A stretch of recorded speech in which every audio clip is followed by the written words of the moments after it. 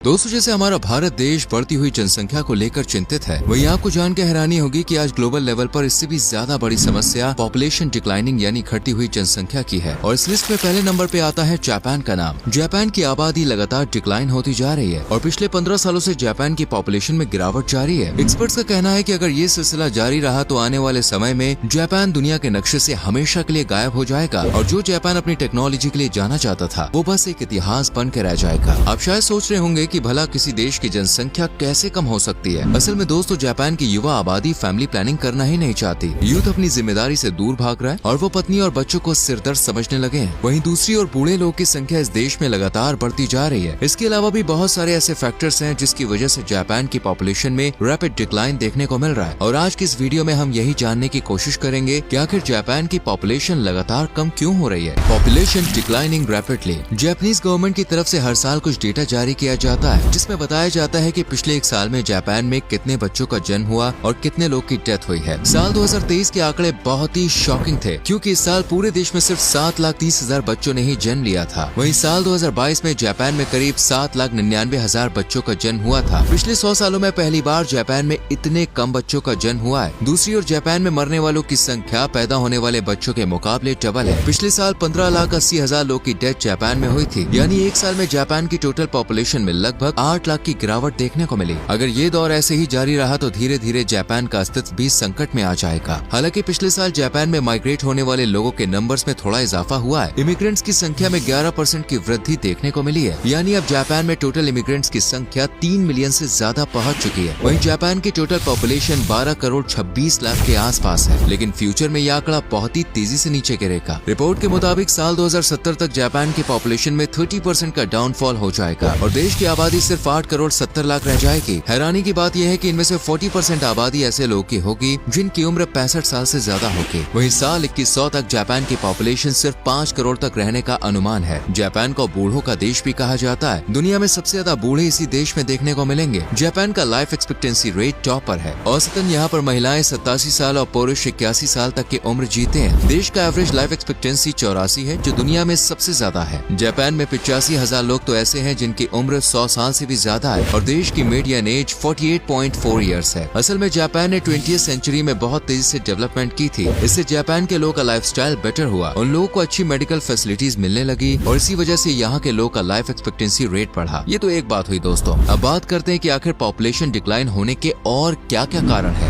Reasons for population decreasing. दोस्तों, Japan में जनसंख्या कम होने के कई कारण हैं, लेकिन उनमें सबसे बड़ा मेन रीजन है लो फर्टिलिटी रेट। आज जापान की महिलाओं का फर्टिलिटी रेट सिर्फ 1.3 रह गया। साल 1900 में ये रेट 3.3 था, जो 1923 में 3.5 तक पहुंच गया था। लेकिन फिर वर्ल्ड वॉर और जापान की डेवलपमेंट के साथ इस रेट में तेजी से गिरावट देखने को मिली। एक देश में पॉपुलेशन की स्टेबिलिटी को बरकरार रखने के लिए 2.1 के फर्टिलिटी रेट की नीड होती है, जिसमें जापान अभी बहुत पीछे है। असल में आज जापान का यूथ बच्चे पैदा करने से पीछे हट रहा है। महिलाएं एक इंडिपेंडेंट लाइफ एंजॉय करना चाहती हैं। जापान की आज 87% महिलाएं जॉब कर रही हैं और इसलिए उनके पास बच्चों की जिम्मेदारी लेने का टाइम नहीं है। यही हाल पुरुषों का भी है। जापान में वर्किंग आवर्स काफी ज्यादा है और लोग अपनी वर्क लाइफ और पर्सनल लाइफ को बैलेंस नहीं कर पाते। इसी वजह से पुरुष भी फैमिली प्लानिंग से बच रहे हैं। इस देश का एक शॉकिंग फैक्ट ये है कि आज के समय में इस देश में बच्चों के डायपर से ज्यादा अडल्ट डायपर बिक रहे हैं। जापान में पॉपुलेशन में कमी आने का एक और रीजन है high cost of living. Capital city Tokyo जैसे शहर में रहना दोस्तों बहुत महंगा हो गया है। टोक्यो की गिनती दुनिया के सबसे महंगे शहरों में की जाती है। यूथ इस बारे में सोच विचार करता है कि अगर वो फैमिली प्लानिंग करेंगे और बच्चे पैदा करेंगे तो उनके ऊपर बच्चों के खर्च का बोझ बढ़ जाएगा। चाइल्ड केयर और बच्चों की एजुकेशन हद से ज्यादा महंगी है और आज जापान के यूथ की इनकम इतनी कम हो चुकी है कि वो बच्चों का खर्च उठाने में असमर्थ है। यूथ अकेला अपनी लाइफ गुजारने पर मजबूर है क्योंकि वो बस अपने लायक ही ठीक ठाक कमाई कर पा रहा है। जापान की फैमिली के एवरेज इनकम में गिरावट जारी है। एक तो सैलरी में कमी और दूसरी ओर महंगाई। इस तरह से दोहरी मार का सामना लोगों को करना पड़ रहा है। पिछले 3 दशक में जापान के लोगों की पर कैपिटा इनकम में गिरावट देखने को मिली है, जो बहुत ही ज्यादा हैरानी वाली बात है। Youth doesn't want to marry. Japan की यंग जनरेशन शादी से दूर भाग रही है या फिर देर से शादी कर रही है। एक रिपोर्ट के मुताबिक साल 2020 में जापान की 25 से 29 साल की 66% महिलाओं ने शादी नहीं की थी, तो वहीं 30 से 34 एज ग्रुप की 39% महिलाएं बिना शादी के रही थी। महिलाएं और पुरुष दोनों ही शादी से दूरी बना रहे हैं। जापान में 18 से 39 इयर्स के पुरुषों और महिलाओं को लेकर एक सर्वे किया गया था। साल 1992 में जापान में इस एज ग्रुप की 21.7% महिलाएं ऐसी थी जिसने 20 सालों के दौरान एक बार भी फिजिकल रिलेशन नहीं बनाया था, तो वहीं 20% पुरुष इस श्रेणी में आए थे। साल 2015 में यह आंकड़ा और भी ज्यादा बढ़ गया। देश की इतनी बड़ी आबादी अगर यौन संबंध नहीं बनाएगी तो देश की जनसंख्या में कमी आना बिल्कुल लाजमी है। जापान भले ही एक डेवलप्ड नेशन है, लेकिन यहाँ का कल्चर इतना ओपन नहीं है कि शादी के बिना लोग बेझिझक होकर बच्चे पैदा कर सके। इन सब के अलावा मैरिड कपल्स के बीच डिवोर्स के केसेस भी जापान में बढ़ रहे हैं। बेरोजगारी भी इस देश में एक बड़ी समस्या बनती जा रही है। अच्छी स्किल्स के बावजूद युवा पीढ़ी को लो इनकम वाली जॉब करनी पड़ रही है। जापान में 2 तरह की जॉब्स होती है, रेगुलर जॉब्स और नॉन रेगुलर जॉब्स। देश की 40% आबादी नॉन रेगुलर जॉब्स में काम कर रही है और कोई भी महिला नॉन रेगुलर जॉब्स वाले पुरुषों से शादी नहीं करना चाहती, क्योंकि इन जॉब्स में पैसा काफी कम मिलता है। जापान में कुछ जॉब्स तो इतनी बेफिजूल है जिसे सुनकर ही आपको हंसी आ जाएगी। कैपिटलिज्म और बेटर लाइफस्टाइल की वजह से जापान के लोग स्टैंडर्ड वे ऑफ लिविंग भूल चुके हैं। वो भूल गए हैं कि प्रजनन भी उनके जीवन का एक हिस्सा होना चाहिए। भले ही यहाँ पर लोग एक अच्छी लाइफस्टाइल एंजॉय कर रहे हैं, लेकिन फिर भी डिप्रेशन की संख्या जापान में लगातार बढ़ रही है। असल में ये लोग अब किसी से इमोशनली अटैच नहीं होते और इस वजह से वो अकेलापन महसूस करने लगते हैं। अकेलेपन की वजह से यूथ डिप्रेशन का शिकार हो रहा है। आज जापान की पॉपुलेशन में टोटल 23% मेल और 14% फीमेल ऐसी हैं जो शादी न करने का पक्का मन बना चुके हैं। यहाँ पर लोग अपना दुख दर्द बांटने के लिए अब रेंट पर बॉयफ्रेंड और गर्लफ्रेंड हायर करने लगे। जापान में कई कैफेज के बाहर आपको लड़कियां खड़ी हुई मिल जाएंगी, जिनसे आप 2000 येन में 40 मिनट तक बात कर सकते हैं। वो लड़कियां आपको दिलासा देंगी, आपकी बातें सुनेंगी और आपको अच्छा फील कराएंगी। हालांकि इस काम में फिजिकल रिलेशन की कोई जगह नहीं है। Population decreasing effects growth and GDP of country.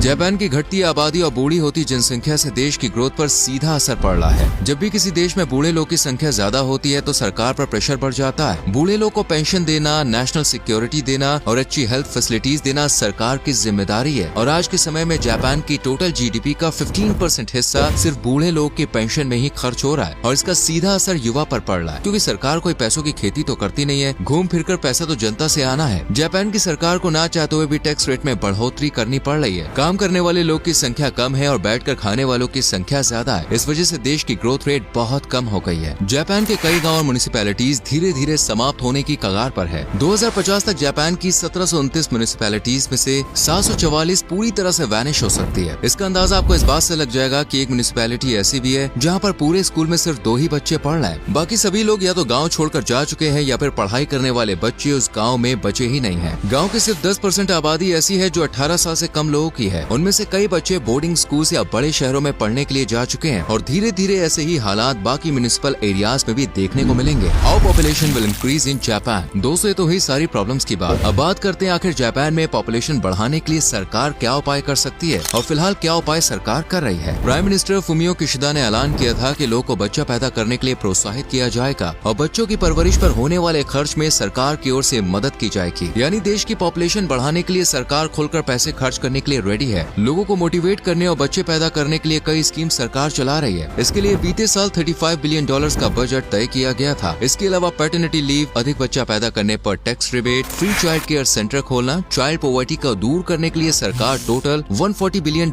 खर्च कर रही है, जो उनके बजट का 4% है। लेकिन क्या पैसा खर्च करने से लोग बच्चे पैदा करने के लिए मोटिवेट होंगे? कुछ एक्सपर्ट्स इस बात से सहमत नहीं है, क्योंकि इससे पहले सिंगापुर भी बच्चे पैदा करने के लिए पैसा खर्च करने की पॉलिसी को अपना चुका है और वहाँ पर इस पॉलिसी से कुछ खास असर नहीं देखने को मिला था और पैसा खर्च करने का आइडिया बहुत लिमिटेड है। जापान ऑलरेडी बहुत पहले ही भारी कर्ज में है। देश पर अपनी जीडीपी से डबल कर्ज है। जापान का टोटल डेब्ट $2.2 ट्रिलियन है। ऐसे में जापान किसी स्कीम पर पानी की तरह पैसा नहीं बहा सकता। जापान में लोग बच्चा पैदा करने के लिए तभी मोटिवेट होंगे जब उन्हें बच्चों की अहमियत के बारे में बताया जाएगा। यूथ को समझाना पड़ेगा कि बच्चों के आने से उनकी लाइफ में एक अलग ही खुशियाँ आएंगी। दुनिया का सबसे बेहतर अनुभव उन्हें मिलेगा। बच्चे कोई बोझ नहीं है। अगर उनके माता पिता ने भी यही सोचा होता तो क्या कभी वो दुनिया में आ पाते? इसके अलावा जापान को यहाँ इमिग्रेंट्स को बढ़ावा देना चाहिए। अगर जापान ने अपने दरवाजे इमिग्रेंट्स के लिए खोल दिए तो यकीनन इंडिया, पाकिस्तान, बांग्लादेश और अफ्रीका के कई देशों के लोग जापान का रुख कर सकते हैं। धीरे धीरे ये लोग जापान में सेटल होने लगेंगे और जापान की पॉपुलेशन में कंट्रीब्यूट करेंगे। गल्फ कंट्रीज सहित दुनिया के जिन देशों में आबादी बहुत कम है वो दूसरे देशों के इमिग्रेंट्स को इनवाइट कर रहे हैं। लेकिन इसके लिए जापान को कई पॉलिसी में बदलाव करने होंगे, क्योंकि फिलहाल जापान की इकोनॉमी इमिग्रेंट्स के लिए बहुत सपोर्टिव नहीं है। तो दोस्तों, देखा आपने कैसे दूर के ढोल सुहावने नजर आते हैं, जबकि पास जाकर देखा जाए तो सच्चाई कुछ और ही होती है। और घटती आबादी सिर्फ जापान की ही समस्या नहीं है, बल्कि कई देश लो फर्टिलिटी रेट और पॉपुलेशन डिक्लाइन की समस्या से जूझ रहे हैं और आने वाले 40 से 50 सालों में भारत में भी कुछ ऐसी ही समस्याएं जन्म ले सकती हैं। आपके हिसाब से क्या भारत को अभी इस बारे में चिंता करने की जरूरत है? अपने विचार हमें कमेंट सेक्शन में जरूर बताएं। वीडियो को लाइक और शेयर करके